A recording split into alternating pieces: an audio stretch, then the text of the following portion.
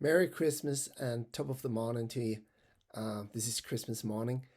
I In Denmark we celebrate Christmas at night. I was in a monastery last night because I wasn't with my kids. I'll have them next year. But this year I was alone, so I decided to do something. I usually do that every second year. I do something different, and this year I went to a monastery. Had a beautiful dinner with the sisters and went back to my room and unpacked some presents from the kids and read, finished my book. Very good book. Some Thoughts on the Common Toad by George Orwell. Really, really good. And started a new book. Um, so that was my Christmas Eve. Very nice. The monastery was really nice. The sisters were very friendly and very it was good hospitality. Don't know the word. I wanted to talk this morning a little bit about Dennis O'Neill. He is one of probably my favorite comic book writer.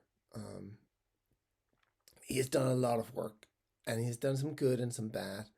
I'm not going to talk about the history of Dennis O'Neill and go back and all that. Not in this video, anyway. I just wanted to talk about his work, some of his better work and some of his not so good work, and why it is. I think that when you work as an artist in collaboration with someone else, they can bring out something really, really good in you, or they can bring out something less good. And that happened with Dennis O'Neill, especially when he worked with Neil Adams on Green Arrow, Green Lantern.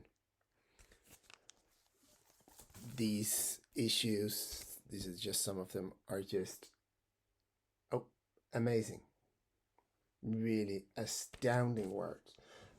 I think that the Green Arrow, Green Lantern run by Dennis O'Neill and Neil Adams is some of the best comic book work ever done. It's up there with Chris Claremont and John Byrne's X-Men, and of course Frank Miller, but that's a different story. I think Frank Miller is in a class of his own. Dennis O'Neill, for me, my introduction to Dennis O'Neill was actually not Batman, and it wasn't Green Arrow, Green Lantern. It was The Question. And I have the entire run of The Question, but it's in a storage room. But I bought this. He did The Question with Dennis Coburn. I think he did. Maybe he didn't do all 36 issues, but almost. Dennis Coburn. Very, very, very talented artist. Very cool art.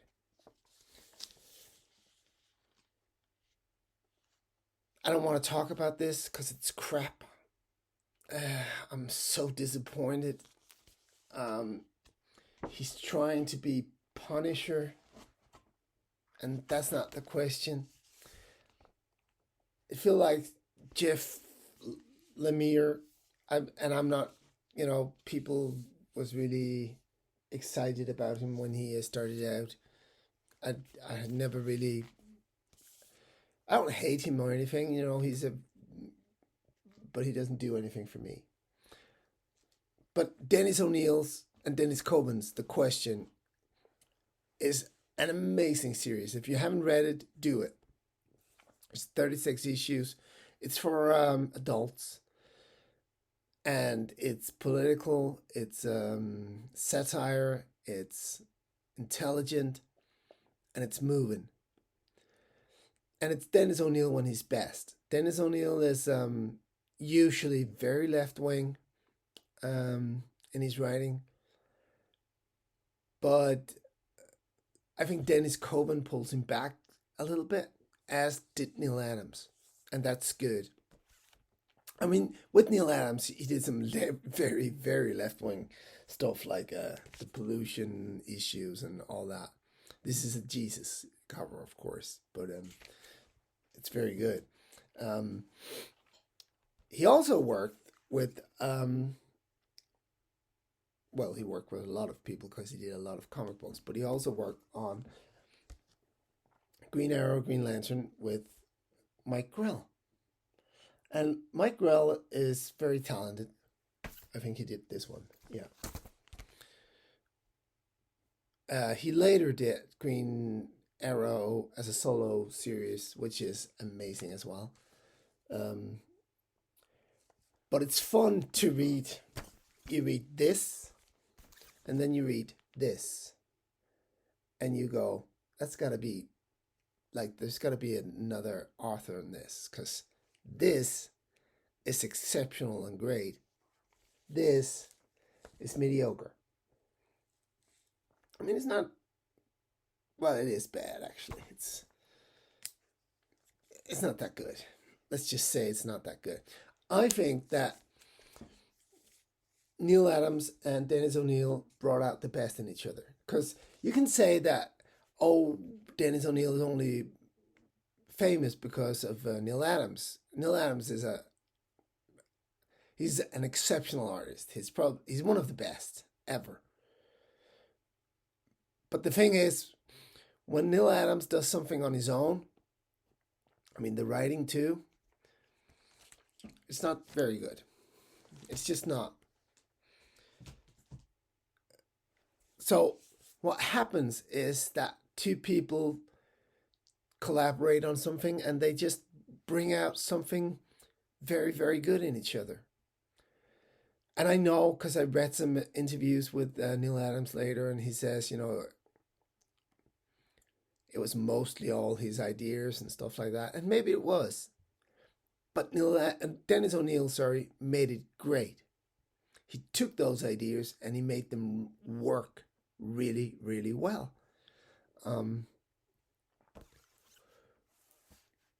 So you probably get Dennis O'Neil does a script, Neil Adams comes in to pencil it, and he changes stuff a little bit, because you got to do that. I imagine I'm not an artist. I can't draw for shit. But you gotta make it your own a little bit. I'm sorry, I don't have the hat on to be smart. It's really, really cold outside. It's -7 degrees, so I have it on because I'm freezing. On his own, Dennis O'Neil is good, but not amazing. But when Neil Adams gets the scripts, he makes them good. I think the same can be said for, not in the same way, but John Byrne and Chris Claremont. I mean, John Byrne's run on Fantastic Four was really, really good. But I think everything else he did was subpar. Like Superman, Batman, he didn't understand the character at all. Or it didn't fit. I would say that instead. It didn't fit with John Byrne's style. So what happened is Dennis O'Neil does a script.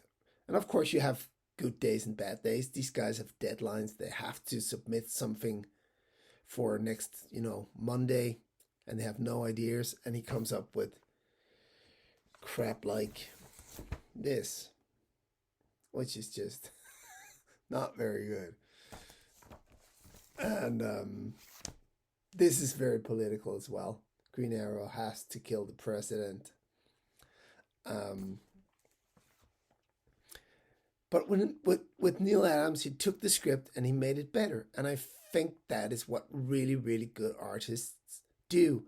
And then they think it's sort of like I think it's sort of like a movie, right? You have a screenwriter and you have a director. And the director will change the script. He will affect the script. Look at Steven Spielberg. All his movies are sort of have the same feel to it, but he has different screenwriters. He works with very talented screenwriters, but he changes it a little. He massages it. He makes it his. And Neil Adams, I think, does as well. And you need the tone, and you need the basic ideas, and you enhance those. the director does the same thing. He gets the script, and if he gets a good script, he can still, he changes it a little bit and makes it his, because it's his telling of the story. So when you're a screenwriter, I'm a screenwriter. Sometimes you see something and you go, I didn't want to do that. That's not what I meant. But the director needs to get his vision out on the screen, because he's telling the story in a visual way. And it's the same, I guess, with comic books. The penciler has to tell the story in a visual way. He decides how to break it up.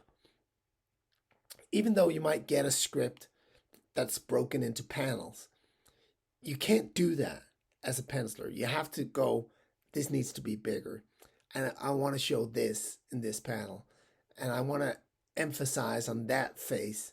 There might be two people in a panel, but I want this reaction from people when they see it, because that's their job. That's what they're good at. That's their talent. That's their gift. So that's what they do. And that's why when someone like Dennis O'Neil collaborate with someone like Neil Adams or Dennis Cohen, and he did better work, especially with Dennis Cohen on The Question, that he did on this crap. But it's the same guy. It's the same writer. It's his story. It's just sometimes, I guess, you tell something because you have to. And sometimes you tell something because you want to. And Green Arrow, Green Lantern run with Neil Adams was definitely I want to. And this is definitely, there's a deadline and I have to. I just want to show you something. I think it's in this one here. I'll just break the tape. It's just a very, very funny ad. No, it might be in something else. Just the whole thing here, it's a story about Green Lantern has to fight for he might die or something like that, and he uses his willpower to survive. And Green Arrow has to kill the president, or Black Canary will be pulled apart by a murder machine. It's stupid. There's no other words for it. It's stupid and it's unimaginative, and it's the artwork is not very good. I mean, I like Mike Grell. I think he's very talented. But that was not his best work. There might be an ad in this then. This is even worse. They go to a different planet and they rescue someone from a tyrant. Oh yeah, this is great. I just remember it when I saw the issue, right? It's a Green Lantern, co-starring Green Arrow, number 92. He just finished the run with, what's his face? Neil Adams that was 87, and this is 89, right? So he's just done this amazing work, and then he do this, let's go into a space thingy and we'll go to another medieval planet where they have spaceships, and there's a fat tyrant because he has to be fat, because no, I don't think this is Mike Grell, is it? Yeah. Wow. Doesn't look like Mike Grell. They're working with Cine. This is a very forgettable issue. This is not something you want. Like, you want it if you want to complete the line. But you want to buy this issue for this I'm showing you now. This is a Justice for All includes children This is number 8. I love these. This is a child being hunted by an adult male. Superman interacts between them, and the boy goes, "Help me, Superman, he's after me. I'm his father. I have a right to hit him." Yeah. Does he? The boy asks. The law allows parents to use physical punishment, but does not allow parents to injure a child. So, what Superman is saying is, yeah, hit away. As long as you don't leave a mark. It's, it's fine. Parents and children both have rights and duties to each other. I don't want to go into that. Duties to each other? Superman? Really? I don't think DC got away from this very well. And then you can call someone if there's a problem, I think. I can't read. I'm getting old. Help family counseling. Published by a public service by national periodical publications, incorporated in cooperation with the National Center for Juvenile Justice, the research division of the National Council of Juvenile Court Judges. So, Superman, there's this kid being chased by his father. The father wants to beat him. Superman lands between them and he goes, "You can beat the kid, but don't injure him." Really? That's not my Superman. My Superman would have told the father to have fucked off. Beat it, punk.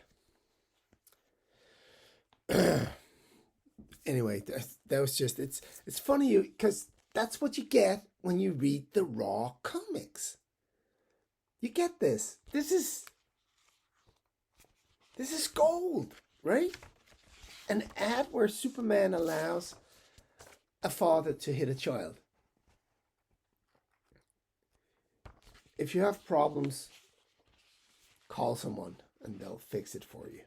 But you can hit the kid, just don't injure him. And what the hell does that mean? Hit him but don't injure him? I don't know what that means. I'm not saying the government should be involved in how you deal with your kids. I'm not saying that. I'm just saying don't hit your kids.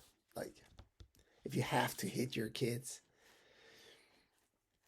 you're out where you can't, like, it's out of hands for you. If that's what you have to do, then you need to look at how you've been parenting, because something went wrong. And I'm not saying you're a bad parent. I'm not saying that. A lot of shit. I have 4 kids. A lot of stuff can happen, and the world is an influence as well. I'm just saying, if you have to hit your kids, you need to look at what you're doing, and you need to stop it, and you need to reflect, and you need to have a talk with someone. I'm just saying that hitting your kid is not the solution for anything. I'm not saying hitting someone is never the solution. If someone breaks into your house, sure, beat the shit out of them. But not your kids, right? Don't hit your kids. That should be the message in this book. Do not hit your kids. You need to be a better parent. Hitting your kids will solve absolutely nothing.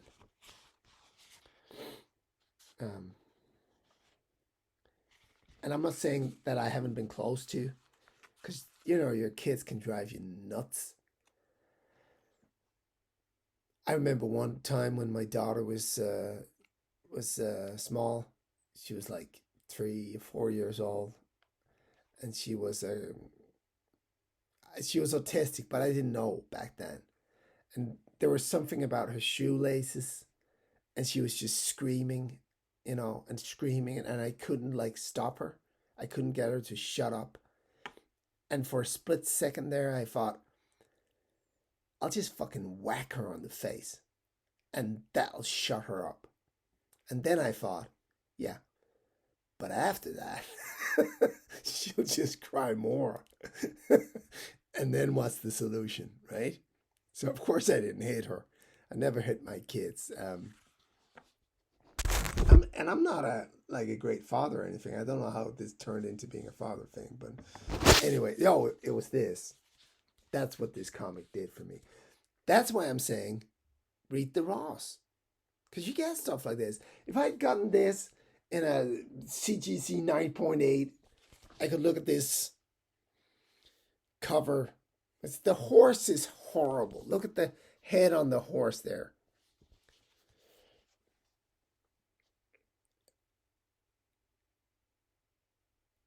No, it's not a good cover. It's just not. It's not bad, and the colors are beautiful. Back cover as well.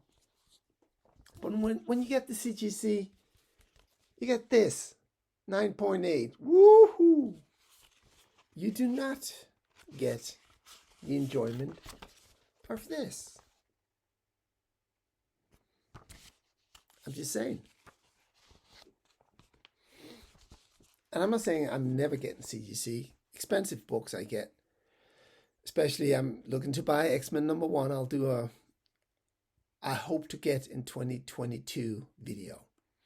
And I would buy that CGC because with restoration and all that, I wouldn't dare not buying it in C. It's so much money. So anyway, back to Dennis O'Neil. Great writer. He did a good run on Batman as well. But again, like with Batman, it was good and bad. Pick up his Green Lantern run. It's amazing. These are just some of them I just pulled. I have more. Pick up is the question. Don't bother with this. Jeff Lemire. I mean, if you want to do it, you do it for the Dennis Coven art, which is amazing. But the rest is just... The story is really... No, it's not even the story is bad. The character is misunderstood. And I can see Steve Ditko did the question. I have that as well. He did him really well. Then, of course, he was in Watchmen. He was Rorschach, or a version of him. And Alan Moore did his own thing. And that's a good character. That's like the Question and the Punisher. And of course, Alan Moore's own thing, all together in one. But this guy, not this guy, but the Dennis Coven, Dennis O'Neil, the Question, is the best, in my view, the best version of the Question. Now it's a woman. Yeah. It's not because she's a woman. I just don't know why they do this. He was a hard character to fit into the DC universe, especially where the DC universe was going with all this 52 and all that. Because he's a bit like the Batman or the Punisher. He's a very urban character, and he doesn't fit into cosmic stories or even, villains. In Dennis O'Neil's run, he was searching for his soul. Those are big words, but he was, and that's what made it so exceptional and beautiful. It was an amazing story, and everything was so tragic. Um, I actually have two pieces of original art from that story. One hangs in my hallway. Um, I'll show you that another day. And I have a splash page of the mayor of Hop City, drunk out of his mind. I love them both. I can't remember the splash page. I think it's from 22 or something like that. I can't remember. But I especially love the piece of artwork that's in my hallway because it tells a story, and I like that. I don't have that much original art. I bought them a long time ago. The one in my hallway was $50, and the splash page was, I think, 75. The guy I bought it from was very dodgy, so maybe it's not an original. I don't know. I'll find out someday. Um, so just some thoughts on the Dennis O'Neill on his writing. He's a very good writer, and he works very well with some people. He works less well with others. Um, and he works best when he has something interesting to say. I think everybody does, right? um, and he's said the most interesting things with some very, very great artists. Dennis Coburn. I'll try to block out the. Just this is just the artwork. Dennis Coburn and Neil Adams. He did amazing work with both. So, just some thoughts on Beating Children, Dennis O'Neill, and the question. Thanks so much. Cheers. Bye.